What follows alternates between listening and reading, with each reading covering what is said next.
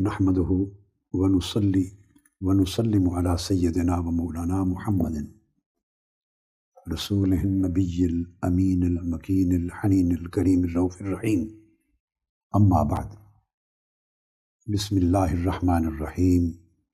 قل إن تخفوا ما في صدوركم أو تبدوه يعلمه الله ويعلم ما في السماوات وما في الأرض واللہ علی کل شیء قدیر. صدق اللہ مولانا العظیم.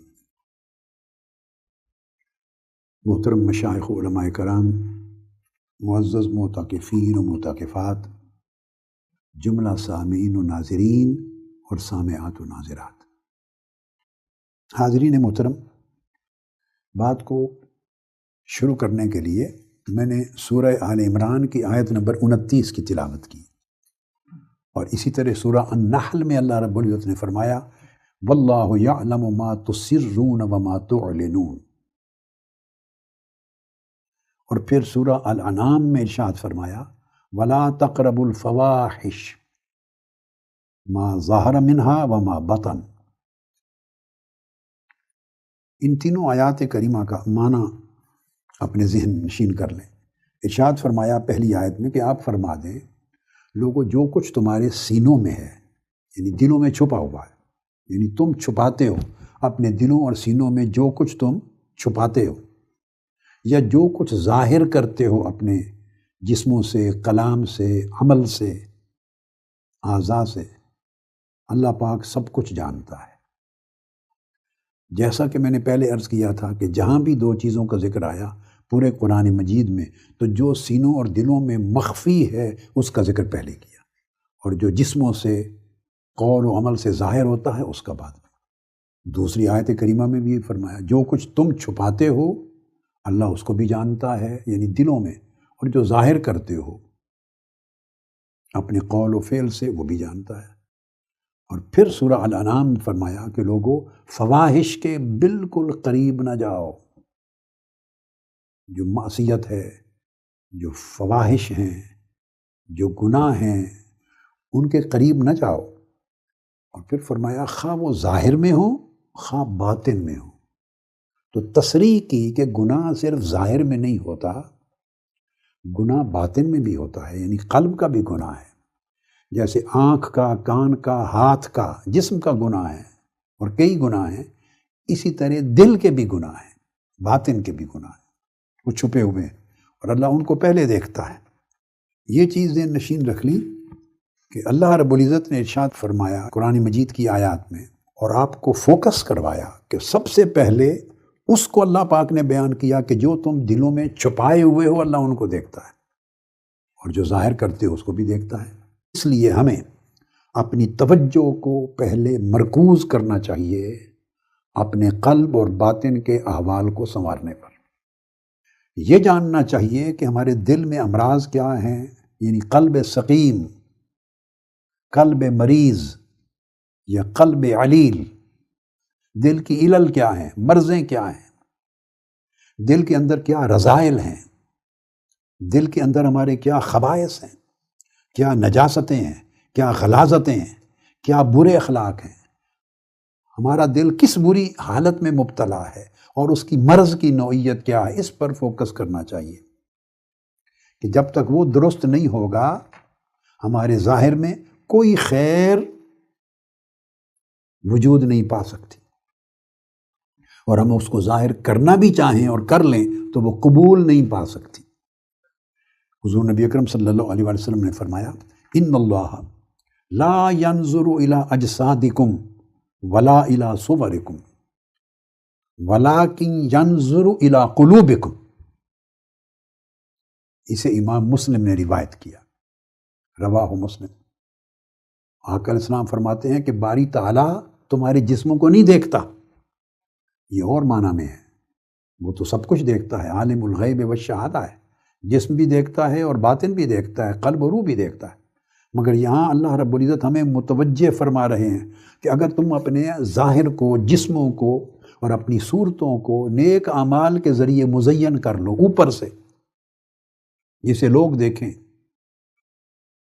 اور آپ کا خیال ہو کہ یہ میرے نیک اعمال ہیں، یہ میرے کپڑے ہیں، یہ میرا جبہ ہے، یہ میرا کبہ ہے، یہ میری وضع قطع ہے، یہ میری شکل و صورت ہے، یہ میرے طور طریقے ہیں، تو اگر اپنے ظاہر کو جتنا بھی چاہو مزین کر لو، خوبصورت کر لو، آراستہ کر لو، تو اس حدیث پاک میں یہ بتایا جا رہا ہے اس سے تم لوگوں کو دھوکہ دے سکتے ہو، لوگوں کو دھوکہ دے سکتے ہو، مگر اللہ پاک کو غرض نہیں ہے کہ تم نے جسموں پر اعمال کی شکل میں کیا سجایا ہوا ہے اور تم نے اپنی صورتیں کیا بنائی ہوئی ہیں۔ اللہ رب العزت اس کو نہیں دیکھتا، یعنی اللہ کو ان سے غرض نہیں، اللہ کے ہاں ان چیزوں کا قبول نہیں ہے۔ کیوں؟ وَلَٰكِن يَنظُرُ إِلَىٰ قُلُوبِكُمْ، وہ تو تمہارے دلوں کو دیکھتا ہے، اللہ کی نظر تمہارے دلوں پر پڑتی اور دلوں کے حال کو دیکھتا ہے۔ یہ ہے باطن کی صورت کہ باطن اور دل صحت مند ہیں یا مریض ہیں، وہ زندہ ہیں یا مردہ ہیں، ان کو آپ نے اللہ کی عطا کردہ ہدایت کے ذریعے شفا دی ہے یا مریض رکھا ہوا ہے، ان میں اچھی خصلتیں، اچھے اخلاق اور اچھی خوبیاں ہیں یا ان میں رذائل، نجاستیں اور برائیاں ہیں، اللہ اس کو دیکھتا ہے۔ کیوں؟ اب اس میں ایک چیز سمجھنے والی ہے، جسموں اور صورتوں کو نہیں دیکھتا، کیونکہ یہ جسم جو ہے یہ محل عمل ہے، یہاں سے عمل صادر ہوتا ہے، ہمارے عمل کی جگہ ہمارا جسم ہے، اعمال کی جگہ، اور دلوں کو دیکھتا ہے۔ کیوں؟ کہ نیت کا محل ہمارا دل ہے، نیت دل میں ٹھکانہ کرتی ہے، عمل جسم پر ظاہر ہوتا ہے، اس لیے جو اعمال جسم سے ظاہر ہوں اور ان کے پیچھے خوبصورت خالص نیت دل میں نہ ہو تو اللہ پاک کو وہ اعمال قبول نہیں۔ اس پر میں ایک حدیث پاک کے ذریعے ایک بڑی خوبصورت مثال دیتا ہوں تاکہ تصور اچھی طرح سمجھ میں آ جائے۔ اس مثال سے قبل ایک مختصر جملہ ہے جو آقا علیہ الصلوۃ والسلام نے فرمایا امت کو، متفق علیہ حدیث میں، وہ بھی ام المومنین حضرت عائشہ صدیقہ رضی اللہ تعالیٰ عنہا روایت کرتی، جب فتح مکہ ہو گیا، پہلے آپ کو معلوم ہے لوگ مکہ میں مشکلات میں تھے، ہجرت کر کے مدینہ آئے، مدینہ آباد ہو گیا، اسلامی ریاست بن گیا، لوگ ہجرت کرتے تھے، اس سے پہلے ہجرت کر کے حبشہ گئے تھے، پہلے وقت میں حبشہ گئے تھے ہجرت کر کے، پھر واپس آئے، تو پھر بعد میں ہجرت مدینہ ہوئی تو کچھ لوگوں کو 2 ہجرتوں کا شرف نصیب ہوا۔ فتح مکہ ہو جانے کے بعد آقا علیہ السلام نے فرمایا لا ہجرت بعد الفتح، کہ فتح مکہ ہو جانے کے بعد اب ہجرت نہیں ہے، چونکہ ہجرت ہوتی تھی ان مسلمانوں کے لیے فرض، یا ان کی اجازت تھی انہیں جو سرزمین کفر پر مظالم برداشت کرتے اور تنگ آ جاتے، زندگی خطرے میں ہوتی، جینا دوبر ہوتا، تو ان کو اجازت دی جاتی کہ ہجرت کر جاؤ، جیسے حبشہ میں ہجرت کر گئے۔ تو ہجرت کا فلسفہ یہ تھا، اور اگر آسودگی ہو، اسلام پر عمل کرنا آسان ہو، اسلام کو پہنچانا آسان ہو، تبلیغ کرنا آسان ہو، اسلام کو طاقت دینا آسان ہو، رکاوٹ اور مشکل اور ظلم جبر نہ ہو، تو ہجرت نہیں تھی۔ جب مکہ فتح ہو گیا تو اب وہ جبر ختم ہو گئے، آپ اپنی اسلامی ریاست بن گئی اور پورا خطہ عرب اسلام کی سرزمین بن گیا، تو فرمایا اب فتح مکہ کے بعد کوئی ہجرت نہیں، ولیکن مگر کیا، جہاد و نیت، سبحان اللہ، جہاد و نیت، 2 چیزیں باقی رہ گئی ہیں، ایک نیک کام کے لیے جد و جہد کرنا، کلمہ حق بلند کرنے کے لیے جد و جہد کرنا، مظلوموں کی مدد کے لیے جد و جہد کرنا، یعنی جہاد، ایک جہاد اور ایک نیت، کسی بھی نیک کام کے کرنے کے لیے صرف دل میں نیت کر لینا، بعد میں اس کام کے کرنے کی فرصت مل سکے یا نہ ملے، آپ کو کام کرنے کے لیے اسباب مہیا ہوں یا نہ ہوں، کر پائیں یا نہ کر پائیں، یہ بات کے حالات پر منحصر ہے، مگر اس نیک کام کے کرنے کی نیت کر لیں، جب دل میں نیت کر لی اس کا اجر ہے، اس کا اجر ہے، اور کتنا اجر ہے آپ اندازہ کریں، اس پر بڑا فوکس کریں، من میں توجہ کریں کہ اللہ پاک نے اس نیت کو جہاد کے برابر کھڑا کر دیا، کہ 2 چیزیں رہ گئی، ہجرت کا بدل دے دیا، کتنا بڑا اجر ہے ہجرت کا۔ قرآن مجید میں مہاجرین کے کتنے فضائل بیان ہوئے ہیں، مہاجرین کا کتنا تذکرہ اللہ پاک نے اپنی وحی میں ان صحابہ کا کیا ہے، اور ان کا درجہ کتنا بلند کیا ہے، چونکہ وہ السابقون میں سے، الاولون میں سے تھے۔ مگر دیکھیے جب اس ہجرت کو بند کیا تو اس کے بدلے میں 2 چیزیں جاری رکھی امت میں ہجرت کے عوض، ایک جہاد، اور جہاد کا معنی وسیع ہے، اور ایک نیت۔ ہر نیک کام کے لیے آپ نیت کر لیں۔ مثلا آپ نیت کر لیں گے آج کہ اگلے سال بھی اعتکاف میں آنا ہے، اب نیت کرنے میں تو کچھ نہیں بگڑتا، بولیے، مگر نیت صدق کے ساتھ، سچائی کے ساتھ کریں کہ میں نے اگلے سال بھی اعتکاف پہ آنا ہے، بس نیت کر لیں۔ آپ کو اگلے سال نہ بھی آ سکیں تو اس نیت کرنے کا سال بھر اجر ملتا رہے گا۔ نیت اٹ سیلف اتنا بڑا عمل ہے، جہاد کے برابر ہے، چونکہ نیت بنیاد ہے اس نیک عمل کی طرف دل کو راغب کرنے اور راغب رکھنے کا۔ اب اس کے ساتھ اب میں وہ واقعہ سناتا ہوں بطور مثال کے حدیث پاک میں، یہ بھی صحیح بخاری میں ہے۔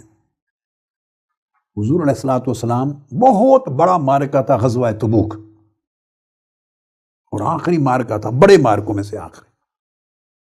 اس غزوہ تبوک میں بڑی مشکلات تھی، بڑے دن قیام ہوا۔ جب واپس لوٹے اور پہاڑیوں میں سے، وادیوں میں سے، دشوار گزار راستوں میں سے، مسافتیں عبور کرتے ہوئے، وادیاں عبور کرتے ہوئے، مشکل گزرگاہوں سے آ رہے تھے، طویل اقامت کے بعد وہاں قیام کر کے بارڈر پر، سیریا کے بارڈر پر۔ تو جب واپس آئے تو آقا علیہ السلام نے فرمایا، اب یہ حدیث پاک سنی، حضرت انس بن مالک فرماتے ہیں، جب ہم مدینہ پاک کے قریب پہنچ گئے، سارا سفر طے کر لیا، تو آقا علیہ السلام نے فرمایا، فقال ان بالمدینۃ اقواما ما سرتم مسیرا ولا قطعتم وادیا الا كانوا معکم۔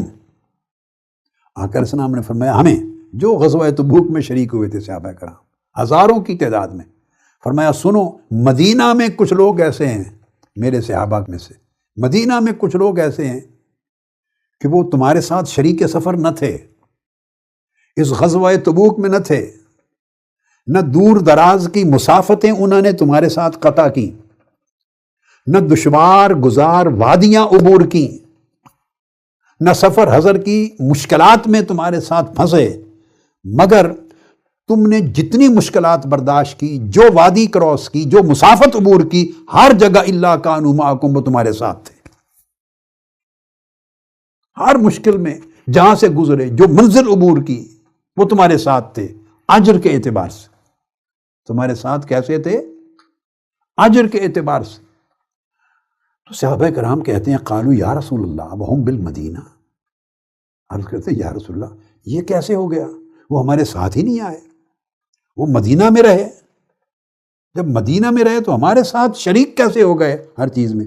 آقا علیہ السلام نے فرمایا، قال وہم بالمدینۃ حبسہم العذر، وہ آنا چاہتے تھے، ان کی نیت تھی، خواہش تھی، مگر ان کو مجبوری نے، عذر نے باندھ رکھا تھا، وہ آ نہیں سکے، ان کے پاس سواریاں نہیں تھیں، سفر لمبا تھا، سواری کے بغیر کوئی جا نہیں سکتا تھا، اور ہمارے پاس زائد سواریاں نہیں تھی کہ ان کو دے دیتے۔ یہ آگے وضاحت کر رہا ہوں۔ وہ آقا علیہ السلام کی بارگاہ میں آئے، ان کا ذکر قرآن مجید میں بھی آتا ہے، اور ان کے آنسو گرے، روئے، یا رسول اللہ ہمارے پاس سواریاں نہیں، ہم غزوہ تبوک پہ آنا چاہتے ہیں، اور آقا علیہ السلام کے پاس بھی ایکسٹرا نہیں تھی کہ انہیں مہیا کر دیتے، اور گرتے ہوئے آنسوؤں سے واپس پلٹے۔ یہ عذر تھا جس کی وجہ سے وہ مدینہ طیبہ میں رہ گئے، ساتھ نہیں آ سکے۔ اب آگے اس کے لیے حضور علیہ السلام نے ایک اور حدیث میں اس کی اور وضاحت فرمائی۔ صحابہ کرام نے پوچھا، قالوا وکیف ذلک یا رسول اللہ ولیسوا معنا، آقا یہ کیسے ہو گیا کہ تمام دشوار گزار راستوں، منزلوں اور وادیوں میں ہمارے ساتھ رہے، یعنی ہمارے برابر اجر پاتے رہے، حالانکہ وہ ہمارے ساتھ تھے ہی نہیں؟ آقا علیہ السلام نے فرمایا، قال حبسہم العذر فشارکوا بحسن النیہ، مجبوری نے ان کو روک رکھا تھا، مگر خوبصورت نیت تھی ان کی یہاں آنے کی، اس نیت نے ان کو آپ کے ساتھ شریک اجر کر دیا۔ یہ ہے قلب و باطن کی اہمیت۔ اگر دل سنور جائے تو دل ہر وقت طاعت کی نیت میں رہتا ہے، طاعت اور عبادت اور نیکی کی محبت میں رہتا ہے، اعمال صالحہ کرنے کے لیے دل بےتاب رہتا ہے۔ آگے ظاہری اسباب مہیا ہوں یا نہ ہوں وہ عذر بن جائے گا، اگر اسباب مہیا نہیں ہوئے، بیمار ہو گیا، وقت پہ کر نہیں سکا، پیسے نہیں تھے، آ نہیں سکا، جگہ نہیں ملی، یہ نہیں کر سکا، مشن کا کام کرنا تھا، رکاوٹ آ گئی، نہیں، آپ نیت کر لیں کہ آپ میں سے ہر شخص اٹھ کے اس مشن کی دعوت کو پھیلائے گا، نیت کر لیں۔ ہر شخص آگے مثلا 10 لوگوں کو دعوت دے کر انہیں رفیق بنائے گا، 10 لوگوں کو خطاب اور کتاب پہنچائے گا، 10 لوگوں تک پیغام پہنچائے گا، 10 لوگوں تک اپنے اصلاح اعمال اور اصلاح احوال کا فکر ان تک دے گا، 10 لوگوں تک فکر دے گا کہ حرام کی، معصیت کی، گناہ کی زندگی، غفلت کی زندگی چھوڑنی ہے، اللہ کی طاعت کی، اللہ کے رسول کی مطابعت کی، اللہ کی وفاداری کی، بندگی کی زندگی اپنانی ہے، شر کے کام کو چھوڑنا ہے، شر کو، ظلم کو، خیر کو، عدل کو، نیکی کو اپنانا ہے۔ یہ پیغام ہے، قرآن مجید سے رغبت دلائے گا، حدیث پاک سے رغبت دلائے گا، یہ کتابیں پڑھا کرو، آقا علیہ السلام کے فرامین احادیث سے فیض نور لیا کرو۔ تو اس طرح یہ آپ نیت کر لیں، اس کو رفاقت کہتے ہیں۔ وَحَسُنَ أُولَٰئِكَ رَفِيقًا، ان کو اللہ کے نبیوں ولیوں کا اچھا رفیق بنانا ہے، اور ہر شخص یہ نیت کر لے 10 بندوں کو بنانا ہے، اور اس کو رفیق بنانے کے لیے یہ جو ساری ضرورتیں ہیں، اللہ کے دین کو سمجھانا، پہنچانا، اس کی رغبت کو بدلنا، ترجیح کو بدلنا، اس کی صحبت کو بدلنا، اس پر محنت کرنی ہے تاکہ اچھا مسلمان بن جائے اور اچھا انسان بن جائے۔ سب رفاقت کا مقصد یہ ہے۔ منہاج القرآن کوئی بزنس نہیں ہے کسی کا، اس کا یہی مقصد ہے، آقا علیہ السلام کی امت سنور جائے، اگلی نسلیں سنور جائیں، ہمارے گھر سنور جائیں، مستقبل سنور جائے، ہماری زندگیاں تاریکیوں سے، اندھیروں سے نکل جائیں، دین کا، ایمان کا، نسبت رسول اور نسبت ابدیت کا نور مل جائے، بیٹے اخلاق سنور جائیں۔ اچھا، یہ جو نیکی کا کام ہے اس کو شروع کر دیں، آپ نے 10 تک پہنچانے کی نیت کر لیں یا 100 کو رفیق بنانے کی نیت کر لیں، مگر نیت اس غرض سے جو میں نے آپ کو بتائی کہ اسے اللہ کا نیک بندہ بنانا ہے۔ یہ رفاقت ایک ذریعہ ہے، چینل ہے، یہ ایک ٹول ہے، طریقہ کار ہے۔ تو آپ 100 نہ بنا سکیں، 5 بنا لیں، 10 بنا لیں، 8 بنا لیں، جہاں تک پہنچیں، آپ نے جس کی نیت کی تھی اللہ پاک اس کا اجر جاری رکھے گا، اور جو کام استطاعت سے باہر ہوگا اس کو اللہ پاک اس عذر میں شامل فرما دے گا جیسے پہلے تھا۔ ابھی میں مثال دیتا ہوں، مثلا آپ رات کو سوتے ہیں، نیت کر کے سوئیں کہ میں نے تہجد کے لیے اٹھنا ہے۔ اب مجھے بتائیں اس نیت کرنے میں کیا جاتا ہے؟ یہ قلب کا حال ہے، اس طرح قلب کو مرض سے نکالنا اور صحت یابی کی طرف لے جانا۔ نیت برکت دیتی ہے، حسن نیت، اچھی نیت، نیک نیت دل کو شفا یابی کی طرف لے جاتی ہے، یہ ایک میڈیسن ہے، یہ دوائی سجیسٹ کر رہا ہوں آپ کو۔ رات کو جب بستر پہ جانے لگے نیت کر لے کہ آپ رات کو اٹھنا ہے تہجد کے لیے، اللہ کے حضور اللہ اللہ کرنی ہے، پھر آپ کی آنکھ لگ گئی، نیند ایسی غالب ہوئی آپ نہیں اٹھ سکے، تو اللہ پاک صبح جب آپ اٹھے تو تب بھی جو نیت کی تھی تہجد کے لیے اٹھنے کی اس کا اجر عطا فرما دے گا۔ اور جو نیند ہے وہ سنیے، وہ اللہ کی طرف سے آپ کے لیے صدقہ بن جائے گا۔ جس نیت نے آپ کو اٹھنے سے روک دیا وہ صدقہ بن جائے گا، اللہ کا عطیہ ہو جائے گا آپ کو، اور تہجد کے لیے اٹھنے کی نیت آپ کے نامہ اعمال میں خیر لکھی جائے گی۔ یہ آقا علیہ السلام کی حدیث ہے، حضرت ابو الدرداء نے بیان کی، نسائی، ابن ماجہ، ابن خزیمہ، حاکم۔ یعنی مقصد بات کا یہ ہے کہ آپ اپنے دل کو کنٹرول کریں، چونکہ نیت اللہ کے حضور عمل سے پہلے پہنچتی ہے۔ اور ایک حدیث میں تو یہ ہے کہ حضرت ابن عباس رضی اللہ تعالیٰ نے فرمایا کہ آقا علیہ السلام سے ایک شخص نے سوال کیا، یا رسول اللہ بہترین عمل کیا ہے سارے اعمال میں، بہترین عمل کیا ہے؟ آپ نے فرمایا النیت الصادقہ، بہترین عمل یہی ہے سچی نیک نیت کرنا، نیک کام کی نیت کرنا۔ سو آج کی نشست میں آپ یہ طے کر لیں کہ ہمیشہ نیت اچھی رکھیں گے۔ سلف صالحین بتایا کرتے تھے کئی مرتبہ ایسا ہے کہ عمل خود چھوٹا ہوتا ہے مگر نیت اس کو بڑا بنا دیتی ہے۔ رب عمل صغیر تعظمہ النیہ ورب عمل کبیر تصغرہ النیہ۔ عمل چھوٹا ہے، تھوڑا ہے، مگر نیت اس کو اپنے اجر کے اعتبار سے، قبولیت کے اعتبار سے بڑا بنا دیتی ہے۔ کبھی عمل بہت بڑا ہوتا ہے مگر نیت اس کو چھوٹا کر دیتی۔ اس لیے سلف صالحین، پہلی صدیاں جو گزری جن میں اچھے لوگوں کے زمانے تھے، مبارک زمانے تھے، ان کے بارے میں امام سفیان ثوری فرماتے ہیں کانوا یتعلمون النیۃ للعمل کما تتعلمون العمل، جس طرح تم عمل کو سیکھتے ہو نا، آج احکام اور اعمال کو سیکھتے ہو، ہم سے پہلے لوگ نیت کو سیکھا کرتے تھے کہ نیت اچھی کیسے ہو۔ مطلب یہ کہ وہ نیت پہ اتنا فوکس کرتے تھے جتنا تم عمل پہ فوکس کرتے ہو، کہ ان کو پتہ تھا کہ اصل موٹیویٹنگ فورس، روشنی دینے والی چیز، عمل کو مقبول بنانے والی، عمل کو اعلیٰ بنانے والی، عمل کی کوالٹی کو اونچا کرنے والی، عمل کو عظمت دینے والی جو چیز ہے وہ نیت ہے۔ اور یہ ذہن میں رکھ لیں کہ نیت، یہ بات بڑی امپورٹنٹ ہے، نیت بغیر عمل کے بھی عبادت ہے، نیت بغیر عمل کے بھی اللہ کے ہاں اس کا اجر ہے، اور عمل کا بغیر نیت کے اجر کوئی نہیں ہے۔ اگر عمل کریں اور نیت صالحہ اس کے پیچھے نہ ہو تو بلا اجر ہے، اس کا اجر کوئی نہیں۔ اب سمجھ آئی بات کو؟ اور اگر نیت کر لیں اور عمل مجبوری میں نہ کر سکیں تو تب بھی اس کا اجر ہے۔ کیوں؟ یہ جو تمام احادیث بھی بتائیں، سلف صالحین کے آثار بتائے اور پورے تصورات کی وضاحت کی، اس کا مقصود یہ ہے کہ نیت کا تعلق قلوب سے ہے، دلوں سے ہے۔ دل کا حال ہے نیت، عمل ہمارے جسموں کا حال ہے۔ ہمیشہ دلوں پر فوکس کریں، دلوں پر محنت کریں، دلوں کی فکر کریں، باطن کے احوال پر فکر مند ہوں، اور بندے کو خود پتہ چل جاتا ہے کہ میرے اندر کی کیا کیفیت ہے۔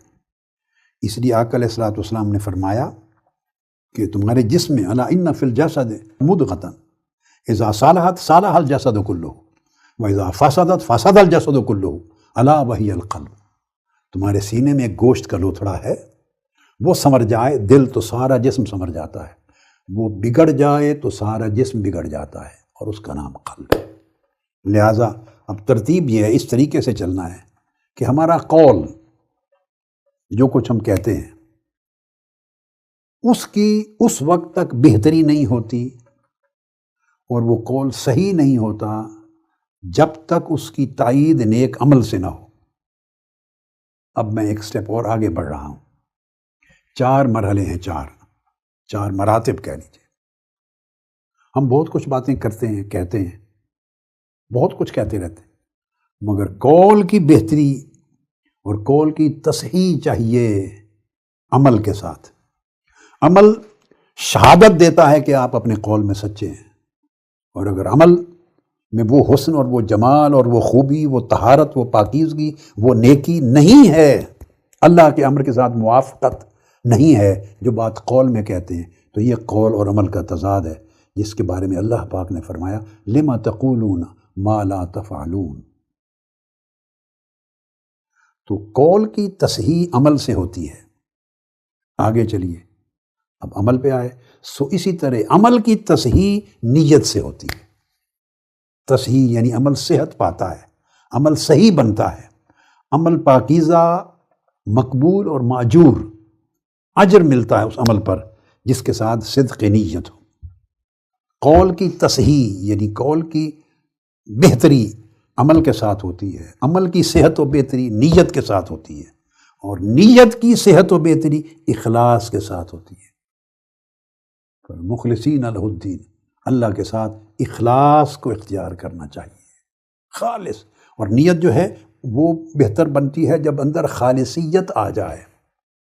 جس چیز کا بھی بندہ ارادہ کر رہا ہے، قصد کر رہا ہے، وہ قصد اور اس کا ارادہ خالص ہو، اس کی طلب خالص ہو، اس کی محبت ہے وہ خالص ہو، اگر خوف ہے وہ اللہ کے لیے خالص ہو، رجا ہے اللہ کے لیے خالص ہو، عمل اور فعل کی خواہش اللہ کے لیے خالص، نیت میں کوئی ملاوٹ نہ ہو، صدق ہو اور اخلاص اور خلوص ہو۔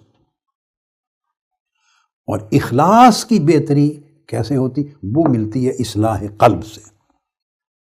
اخلاص کی تصحیح اور اخلاص کی بہتری اصلاح قلب سے ہوتی ہے۔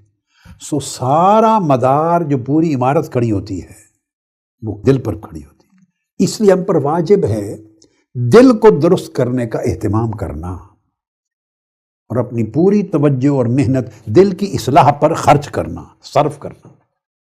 اب جو دل کی اصلاح ہے اس کو سمجھیں، اس کے سفر کے بھی 4 مرحلے ہیں۔ جیسے پہلے 4 مراتب کہیے، 4 مراحل کہیے، بیان کیے، تو اس کے دل کی اصلاح کا جو عمل ہے، اصلاح قلب، اس کے بھی 4 مرحلے ہیں۔ پہلے اس دل کو درست کرنا، اس کا راستہ سیدھا کرنا، دوسرا پھر اس دل کی تطہیر کرنا، اس کو پاک اور صاف کرنا، تصفیہ کرنا، اس سے غلاظتیں نکالنا، بری خواہشات کو نکالنا، برے رذائل کو، برے خصائل کو، برے اخلاق کو نکالنا۔ تو پہلے دل کی درستگی ہے، چونکہ میں نے پہلے بتایا تھا کہ قلب اس کا ٹائٹل ہے، اور قلب کثیر التغیر والاضطراب ہے، کثیر التقلب ہے، ہر وقت اس کی حالت بدلتی رہتی ہے۔ لہٰذا اس کی حالت جو بدلتی ہے تو اس کی پیوریفیکیشن یا اس کی درستگی کا طریقہ یہ ہے کہ پہلے اس کے رخ کو درست کریں، اس کے ڈائریکشن کو درست کریں۔ اور ڈائریکشن تب درست ہوتا ہے جب وہ غلط ڈائریکشن سے اس کا تعلق کاٹیں، غلط مرغوبات سے اس کا تعلق کاٹیں، غلط مألوفات سے اس کا تعلق کاٹیں۔ جہاں جہاں الفت پیدا ہوتی ہے، غلط رغبت پیدا ہوتی ہے، دل جھکتا ہے، اٹریکشنز پیدا ہوتی ہیں، ان سے دل کے تعلق کو کاٹیں۔ جدھر جدھر دل گھومتا ہے، پھرتا ہے، جاتا ہے، ادھر کاٹیں، اس کے ڈائریکشن کو سیدھا کریں، درست کریں، پہلے اللہ کی طرف لگائیں، اور ساتھ پھر اس کو پاک صاف کریں۔ آئندہ جو اثرات رہ جاتے ہیں ان غلط معاصی کے، گناہوں کے، غلط خیالات کے، شہوات کے، تھوڑے تھوڑے اثرات رہ جاتے ہیں، بقایا جات، ان سے بھی صاف کریں، ان بقایا جات کو بھی ختم کریں، تصفیہ کریں قلب کا۔ دو چیزیں ہو گئیں۔ پھر تیسری چیز، جب وہ تصفیہ کر لیں، پھر اس حال پر دل کو مضبوط اور مستحکم کریں، پھر اس حال پر، اس صفائی قلب پر، وہ جو دل کو طہارت ملی ہے، اس کی جہت، ڈائریکشن صحیح ہوئی ہے اور پاکیزگی اور طہارت مل گئی ہے، اس حال پہ دل کو پھر مضبوط کریں، جمائیں، مستحکم کریں۔ تین چیزیں۔ اور چوتھی چیز، پھر اس دل کو منور کریں۔ جب تخلیہ کر چکے تو پھر تحلیہ کریں، پھر اس کے اندر اچھے اخلاق ڈالیں، اچھے خصائل ڈالیں، اچھے فضائل ڈالیں، اچھی رغبتوں سے، اطاعت سے، عبادت سے، حسن سلوک سے، سخاوت سے، عفو درگزر سے، وسعت سے، معافی، لوگوں کے ساتھ معافی سے، طلب الہی سے، محبت دین سے، خوف آخرت سے۔ یہ جو اس کے ساتھ انسان کے اخلاق پر پیدا ہوتے ہیں، ایک تعلق باللہ سے اور ایک تعلق بالخلق میں، دو طرح کے اخلاق۔ کچھ عبادات کی شکل کے ہیں جو تعلق باللہ سے انسان کے اخلاق پیدا ہوتے ہیں، رجحانات پیدا ہوتے ہیں، اور تعلق بالخلق میں ہے، تو پھر ان کے ساتھ اس کو روشن کریں۔ یہ جو 4 مرتبے یا 4 سٹیپس میں نے بیان کیے، ان کو اگر میں ٹرمز دوں، یعنی اصطلاحات کا نام دوں، تو بن جائے گا، پہلی سٹیج ہے اصلاح قلب، اصلاح، پہلی سٹیج کو اصلاح کہتے ہیں۔ ہم تو اس اصلاح کے لیے بھی فکر مند نہیں ہوتے جس کے ذریعے اس کی ڈائریکشن درست ہوتی ہے۔ دوسری سٹیج ہے تطہیر، وہ طہارت حاصل کرنے کی دل کی۔ تیسری سٹیج ہے تقویم، جیسے آپ اقامت صلاۃ کہتے ہیں نا، نماز کو قائم کرنا۔ ہر عمل نیکی کا، طاعت کا اقامت مانگتا ہے، صرف کرنا نہیں مانگتا۔ اللہ پاک نے قرآن مجید میں ہمیں نہیں فرمایا نماز پڑھو، نماز پڑھو، نہیں۔ نماز پڑھنا ایک وقت کا فعل ہے، ایک عمل ہے، خاص حیات اور حرکات و سکنات کے ذریعے ایک عبادت کے ایک عمل کو انجام دینا ہے۔ حضور علیہ السلام کے ارشاد کے مطابق ان اللہ لا ينظر الى اجسادکم ولا الى صورکم، وہ خاص وضع، قطع، حیات، اعمال کے بھی نہیں دیکھتا، بلکہ ولکن ينظر الى قلوبکم۔ تو اللہ پاک نے ہر جگہ فرمایا اقیموا الصلاۃ، اقیموا الصلاۃ والمقیمین الصلاۃ، نماز قائم کرنے والے۔ تو قائم کرنے کے لیے اس نماز کے تمام اوقات، اس نماز کے تمام ارکان، اس کے تمام شروط اور اس کے تمام باطنی آداب، یہ ساروں کے ساتھ کرنا اور مداومت رکھنا، کبھی چھوٹے نہیں، پختہ ہو جانا، اس طرح نماز کو ظاہر اور باطن کی شرائط و آداب کے ساتھ قائم کرنا، اقامت، یہ تقویم ہوتی ہے۔ تو دل کو بھی تمام ظاہری باطنی شرائط اور آداب طہارت کے ساتھ قائم کر دینا کہ دل قائم ہو، یعنی مضطرب نہ رہے۔ ہاں، اس کا تقلب ہو تو صرف ایک ہی سمت، مولا کی طرف ہو۔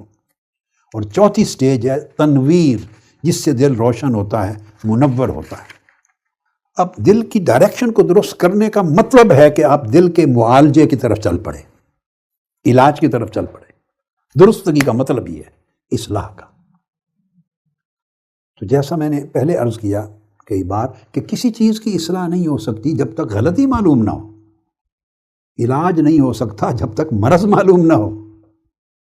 پہلے تشخیص کرتے ہیں، مرض معلوم کرتے ہیں تو اسی کا علاج ہوتا ہے۔ آپ کے پیٹ میں درد ہے تو آپ سر درد کا علاج کرتے پھریں، اس طرح نہیں ہوتا۔ تو پہلے تشخیص کرنی ہے مرض کیا ہے۔ اب دل کے جو امراض ہیں یا دل کا مرض کہہ لیں، illness of heart، وہ illness of heart جو ہے وہ دراصل ایک فساد ہے دل کا۔ دل اپنی صحت کھو دیتا ہے، اور اس کا مریض ہو جانا اس کا مطلب ہے دل میں فساد آ گیا ہے۔ جب فساد آ جاتا ہے تو وہ دو میں سے کوئی ایک چیز کرتا ہے، یا دل اس بندے کے تصورات کو، کانسیپٹس کو، آئیڈیاز کو، تھاٹس کو خراب کر دیتا ہے، یا اس کے ارادات کو، اس کے انٹینشنز کو، موٹیوز کو وہ خراب کر دیتا ہے۔ وہ فساد یعنی دل میں جب مرض آتی ہے وہ مرض فساد ہے، اور وہ دو میں سے کوئی ایک صورت اس سے پیدا کرتی ہے۔ یا وہ فساد اس طرح کا ہوتا ہے کہ بندے کے تصورات کو بدل دیتا ہے، اور تصورات ہی پوری لائف کو چلاتے ہیں۔ تصورات کے گرد ہی تو پوری زندگی گھومتی ہے، آپ کے اعمال، آپ کے ایکشن، آپ کی ایکٹیویٹیز، آپ کی لائف پوری اس کے ارد گرد گھومتی۔ اگر تصور ہی غلط ہے اس کا مطلب ہے آپ کی زندگی کی ساری سرگرمیاں غلط ہو گئی۔ تو بعض امراض ایسی، مرض کی ایک قسم یہ ہے کہ وہ آپ کے تصور کو خراب کرتی ہے۔ لہٰذا دیکھنا چاہیے کہ یہ غلط تصور کہاں سے آیا ہے۔ اب میں وہ چیزیں ریپیٹ تو نہیں کر رہا جو کہ خواطر کی بحثیں سب ہو چکی ہیں، اب آپ وہ سمجھ گئے، خود کنیکٹ کریں گی میری اگلی باتوں کو پچھلی باتوں کے ساتھ، اور آپ کریں گے وہ کہاں سے آیا ہے۔ مگر یہ ذہن میں رکھ لیں کہ شر کا اور فساد کا اثر یہ ہوتا ہے اس مرض کا کہ آپ کے کنسیپٹ خراب ہو جاتے ہیں۔ وہ کس سبب سے ہوئے، کہاں سے وہ جراثیم آپ نے لیے، اس کو بند کرنا ہے۔ جو میں پہلے کہہ چکا ہوں، بچوں، نوجوانوں کے لیے، بیٹے بیٹیوں کے لیے جو اسکول گوئنگ ہیں، کالج گوئنگ ہیں، یونیورسٹی گوئنگ ہیں، جیسے جیسے ایکسپوجر ہوتا ہے، ماڈرن ورلڈ ہے، ٹیکنالوجی ہے، آپ کے چینلز ہیں، پوری ورلڈ پہ کفر کی بحثیں چلی ہوئی ہیں۔ ہر شخص کے ہاتھ میں سمندر ہے کفر کے، دنیائیں کفر کی۔ ہر آدمی فری ہے جو چائے چڑھا دے، لکھے، آرٹیکل، تصورات، گپ چیٹ سب کچھ چل رہی ہے، ساتھ تصویریں، ساتھ ویڈیو کلپس، جو کچھ دنیا جہان میں آلا بلا۔ میں تو ان چیزوں کے اتنے نام بھی نہیں جانتا کہ آپ کو بتا سکوں، مگر میں تو بیسک چیز آپ کو بتا رہا ہوں۔ وہ انسان پڑھتا ہے، بچے کنیکٹڈ ہیں کیونکہ سٹڈیز بھی ان کی انٹرنیٹ کے ذریعے ہوتی ہے، کمپیوٹر پہ ہوتی ہے۔ ہمارا زمانہ جب ہم پڑھے، ہمارے زمانے میں کمپیوٹر نہیں تھا، آئی ٹی کی ٹیکنالوجی نہیں تھی، ہم صرف کتابیں ہی پڑھتے تھے۔ اب آپ ایک سیل فون ماں باپ نے خرید کے دے دیا، اس سے ایک ماں باپ نے خرید کے دے دیا، اس کے اندر ساری کائنات آ گئی، بس ختم۔ میں جب پڑھتا تھا پنجاب یونیورسٹی میں ماسٹرز کے زمانے میں، تو مجھے اسکالرشپ بھی ملتا تھا پنجاب یونیورسٹی کا، اس کو میرٹ اسکالرشپ کہتے تھے، کہ بعض سبجیکٹس میں بی اے میں، بیچلر میں پنجاب میں فرسٹ آیا تھا۔ اس کی وجہ سے مجھے اپنے ڈپارٹمنٹ پنجاب یونیورسٹی میں بھی اسکالرشپ ملتا تھا۔ گھر سے ابا جی قبلہ رحمۃ اللہ تعالیٰ علیہ وہ بھی بہت پیسے بھیجتے تھے، تو میرے پاس کثیر پیسے ہوتے۔ میں ان پیسوں کو، کئی غریب طلباء میرے کلاس فیلو تھے، ان کے پاس خرچے نہیں تھے، میس کے، ہاسٹل کے، کھانے پینے کے، لباس کے، میں وہ پیسے اکثر تقسیم کر دیتا تھا، اور خود کئی دن فاقے کرتا تھا۔ یا جو پیسے ہوتے میں بازار جاتا تھا اور کتابیں خرید کے لاتا تھا۔ یہ انارکلی جو ہے، مال روڈ سے انارکلی کی طرف، یہاں سب زمینوں پر کتابوں کی دکانیں لگی ہوتی تھیں، اور کئی بازاروں میں دکانیں تھیں۔ مال روڈ پر آگے جا کے شاپس تھی۔ یہ پرانے لاہور کا کلچر تھا علم اور ادب کا، ہر قسم کی کتاب ملتی تھی۔ آگے اور چلے جائیں داتا صاحب دربار کی طرف، تو وہاں پہ عربی کی کتب مل جاتی تھی اور دینی کتب ملتی تھی۔ تو میں یا اپنے ساتھ غریب کلاس فیلوز پہ خرچ کرتا، یا کتابوں کی خریداری کرتا اور خود فاقے کرتا تھا۔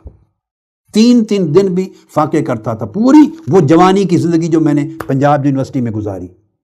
پیسے بہت ہوتے تھے، لیکن یا میں غریب اپنے کلاس فیلوز کی ضرورت پہ خرچ کر دیتا، یا کتابوں کی خریداری پہ خرچ کرتا۔ اکثر ایسا ہوتا کہ تیسرے دن جا کے کھانا کھاتا، اور صبح چائے کا کپ پی لیا، یا ایک بریڈ کھا لی، یا لسی کا گلاس گرمیاں ہوئی ایک پی لیا، یا ایک بریڈ روکھی سی روٹی کھا لی، بس اس سے سارا دن گزار لیتا۔ رات کو چائے پی لی، خالی ایک کپ چائے کا پی لیا۔ مقصد بات کا کہ اس زمانے مشکل سے کتاب تلاش کر کے لاتے اور وہ کتاب پڑھتے تھے۔ ہمارے گھر کی لائبریری کتب خانہ تھا، بس میں سارا دن وہی کتابیں پڑھتا تھا، اساتذہ سے پڑھنا یا کتب کو پڑھنا. تو اس وقت جو کتاب ہاتھ میں آتی مشکل تھا، اسی سے آپ علم حاصل کرتے تھے. اب کتنی کتابیں خرید سکتا ہے کوئی، کس کے گھر میں کتنی کتابیں ہوں گی، وہ زمانہ تھا. اب وہ دور ہے، ایک سیل فون آ گیا، اس کے اوپر ایپس ہے، تو ساری کائنات کی کتابیں اور ساری کائنات کا خیر و شر کھل گیا آپ کے ہاتھ میں. اب آپ کی مرضی ہے جو کتاب چاہیں پڑھیں. اب اس زمانے میں ہر شہر میں ہر گھر میں لوگ ناول پڑھتے تھے. ذوق ہے آپ کا، شوق ہے. اب میری زندگی یہ ہے کہ میں نے ساری زندگی بچپن سے لے کے آج تک پوری لائف میں ایک ناول بھی نہیں پڑھا. آپ حیران ہو جائیں گے سن کر یہ بات، نوجوان خاص طور پہ حیران ہوں گے. یہ بزرگ بابا جی ہاتھ اٹھاتے ہیں تو ان کو کیا پتا ناول کیا بلا ہے. اصل تو نوجوان اس کو سمجھیں گے کہ وہ ناول کے بغیر. میں نے آپ کو بتایا آج کی زندگی تک جب میں آپ سے مخاطب ہوں، بچپن سے لے کے ایک ناول بھی پوری زندگی میں نہیں پڑھا. اس میں 50s کا اواخر، 60s کی دہائی، 70s کی دہائی، 80s کی دہائی، ساری کلچر تھا، ہر گھر میں ناول تھے. عورتیں، مرد، بچے، بچیاں چلتے پھرتے ناول پڑھتے تھے. اب آپ کی مرضی ہے کیا پڑھتے ہیں، مگر یہ کہ لمیٹڈ سورس تھا نالج کا. اب میں یہ بتا رہا ہوں، فوکس یہ کروا رہا ہوں کہ اب انلمیٹڈ ہو گیا ہے معلومات، خیر اور شر، نیکی اور بدی، ایمان اور کفر، صحیح اور غلط، تصورات، آئیڈیاز ہر طرف سے آ رہے ہیں، ہر کوئی چڑھا رہا ہے. آپ پڑھ رہے ہیں، پھر ہر وقت جب پڑھتے ہیں ہر وقت سنتے ہیں ادھر سے، تو پھر ذہن متاثر ہوتا ہے. اسی سے ذہن تاثر لیتا ہے، قبول کرتا ہے، اور جب وہ قبول کرتا ہے اس کے اثرات دل پر جاتے ہیں. جب دل قبول کرتا ہے تو اس سے تصور بدل جاتا ہے، پہلا تصور بدل جاتا ہے، نیا قائم ہو جاتا ہے. اس تصور سے آپ کا زاویہ نگاہ اور زندگی چینج ہوتی ہے. اسی سے عقائد بھی بدلتے ہیں لوگوں کے، اسی سے خیالات بدلتے ہیں، اسی سے نظریات بدلتے ہیں، اسی سے افکار بدلتے ہیں، تھاٹس، آئیڈیاز. ایک اور دوسرا جو مرض ہے وہ ارادات، ارادوں پہ اثر ہے، تو ارادے کو غلط کر دیتا ہے. تو عقائد بگڑتے ہیں، نظریات بدلتے ہیں، تصورات بدلتے ہیں، خیالات بدلتے ہیں، ارادات بدلتے ہیں. تو جب ارادہ بدل جائے تو ارادے کے بدلنے سے حق اور نیکی کی چیز کے ساتھ بغض اور تنفر، نفرت پیدا ہو جاتی ہے، اور بری چیز کے ساتھ رغبت اور محبت پیدا ہو جاتی ہے. تو اس وجہ سے جو دل کا مرض ہے اس کی تقسیم کرتے ہوئے کہتے ہیں کہ بیسیکلی اس کی کیٹیگریز دو ہیں. ایک مرض شک کے ساتھ منسوب کیا جاتا ہے، اور ایک مرض طمع اور شہوت کے ساتھ منسوب کیا جاتا ہے. مرض الشک والریبہ، یعنی ایک مرض وہ ہے کہ جس سے دل میں شکوک پیدا ہوتے ہیں. جب شکوک پیدا ہو تو یہ منافقین کی مرض ہے. اللہ پاک نے فرمایا فی قلوبہم مرض فزادہم اللہ مرضا. منافقین کون تھے؟ کفار اور مومنین دو اینڈز تھے. مومن وہ تھے جن میں کوئی شک نہیں رہا تھا، دل تصدیق کرتا تھا اور ظاہر ان کا اور زبان اقرار کرتی تھی.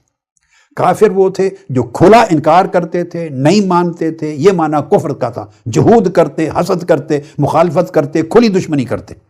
اور ایک تیسرا طبقہ تھا جو نہ مومن تھا نہ اس طرح کا کھلا کافر تھا، درمیان میں ہینگنگ طبقہ تھا. ان کو منافق کہتے تھے، منافقین. اور منافق کیوں رہتا تھا؟ منافق وہ شک کی مرض میں مبتلا تھا، اس میں ڈاؤٹس تھے، شکوک و شبہات تھے.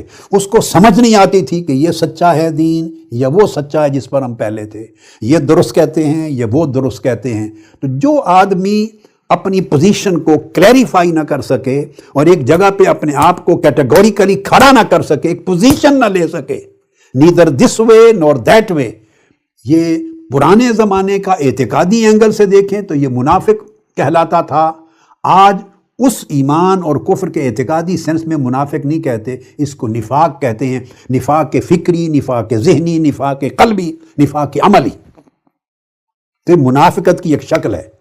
اعتقاداً تو وہ اس میں شامل نہیں ہوتے، مگر وہی خاصیت ہے اس کو. تو یہ منافق عملی ہے کہ ہمارے فکر میں کنفیوژن ہے، ہم کلیئر نہیں ہوتے زندگی میں. سب سے پہلے دل کو مرض سے پاک کرنے کے لیے شک اور شبہ کی جڑ کو کاٹنا ہوتا ہے.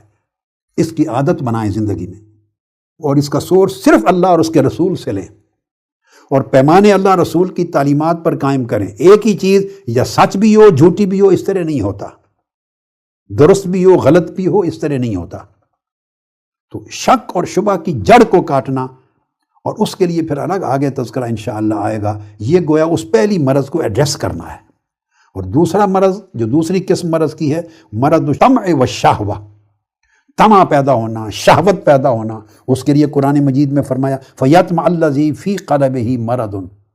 یہاں اس جگہ پر ایک سورہ احزاب کا ایک مقام ہے، یہاں اشارہ جس بندے یا جس قسم کے لوگوں کے دلوں میں مرض کا ذکر کیا، وہ مرض شکوک و شبہات کی مرض، ڈاؤٹس اور سسپیشنز کی مرض نہیں ہے، وہ ڈیزائرز کی مرض ہے، وہ اٹریکشنز کی مرض ہے، وہ خواہ سیکسول ڈیزائرز ہوں یا ورلڈلی ڈیزائرز ہوں یا فائنانس، وہ خواہشات ہیں، مرض ہے، اس میں شہوت ہے، طمع ہے، حرص ہے، لالچ ہے، جاہ و منصب کی طلب، عزت کی طلب، پیسے کی طلب، شہرت کی طلب وغیرہ وغیرہ۔ تو طمع اور شہوت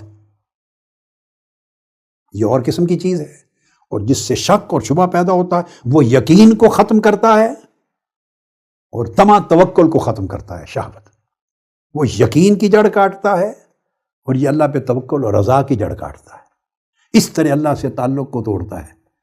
قلب خواہ مرض شک میں مبتلا ہو، خواہ مرض طمع یا مرض شہوت میں مبتلا ہو، جب قلب مریض ہو جاتا ہے تو اس جیسی ملتی جلتی چیزیں، تصورات، خیالات، خواہشات اس میں ایڈ ہوتی چلی جائیں تو اس کا مرض بڑھتا چلا جاتا ہے، اور مریض اور سخت مریض ہوتا چلا جاتا ہے، اور اس کے سد باب کے لیے اس کی مخالف سمت کی چیزیں جو طمع کو دور کریں، شہوت کو دور کریں، یا مرض شک ہے تو شک کو دور کریں، یقین کی طرف لائیں، وہ چیزیں آتی چلی جائیں تو بندہ اس مرض سے شفا یاب ہوتا ہے۔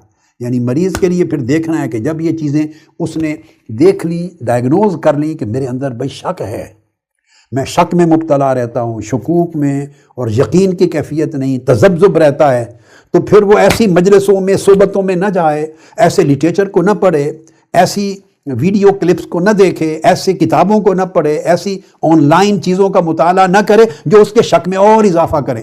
بندہ کیا کرتا ہے، ہماری جو بیسک خرابی وہ یہ کہ پہلے شک پیدا ہو گیا، مصیبت میں پھنس گیا، اب وہ اسی شک کو دور کرنے کے لیے اسی لٹریچر کو اور انہی آن لائن اویلیبل مواد کو پڑھ رہا ہے جس نے شک پیدا کیا تھا۔ وہ کہتا ہے میں اپنا شک دور کرنا چاہتا ہوں، میں کلیئرٹی لینا چاہتا ہوں۔ اس کو پتہ نہیں ہوتا کہ کلیئرٹی نہیں، اس سے کنفیوژن بڑھتا چلا جا رہا ہے، سسپیشن بڑھتا چلا جا رہا ہے، ڈاؤٹس مضبوط ہوتے چلے جا رہے ہیں۔ سو جس جگہ سے مرض ملی تھی بندہ اسی جگہ سے پھر علاج کروانا چاہ رہا ہے، یہ اس کی گمراہی ہے۔ تو دل اس کو وہاں لگاتا ہے، غلط راہ پہ گمراہ کر دیتا ہے۔ وہ مریض کا مرض شدید سے شدید تر ہوتا چلا جاتا ہے، وہ اور پڑھتا ہے اور اس چیز کو دیکھتا ہے، اور اس کو نہیں پتا کہ یہ سارا سورس اس کی مرض شک پیدا کرنے کا سبب ہے۔ اسی طرح جس مجلس اور جس صحبت اور جس دوستی اور جس تعلق سے اور جس جگہ آنے جانے سے مرض طمع اور مرض شہوت پیدا ہوئی تھی، بندہ انہی دوستوں کے ساتھ رہتا ہے، کہتا ہے میں ان کی اصلاح کرنا چاہتا ہوں۔ تم نے کیا اصلاح کرنی ہے؟ خاک اصلاح کرنے والے ہوتے تو وہاں سے جراثیم لے کر نہ آتے۔ اب جہاں سے طمع اور شہوت کے جراثیم لیے ہیں تو وہاں سے اور بڑھتے چلے جاتے ہیں، چونکہ دل کی آسودگی قائم ہو جاتی ہے، اس سے بڑھتے بڑھتے وہ مرض شدید تر ہوتا چلا جاتا ہے۔ تو سب سے پہلی چیز یہ ہوتی ہے کہ اس سورس کو قطع کر دینا، اس کو بلاک کر دینا جہاں سے مرض انٹر ہوا ہے۔ آج کی گفتگو یہاں پر ختم کرتے ہیں، اللہ رب العزت اتنے میں خیر فرما دے گا۔ کل انشاءاللہ تعالی اللہ پاک نے جو چاہا مضمون کا وہ حصہ بیان کریں گے۔ وما علینا الا البلاغ، والسلام علیکم ورحمۃ اللہ وبرکاتہ۔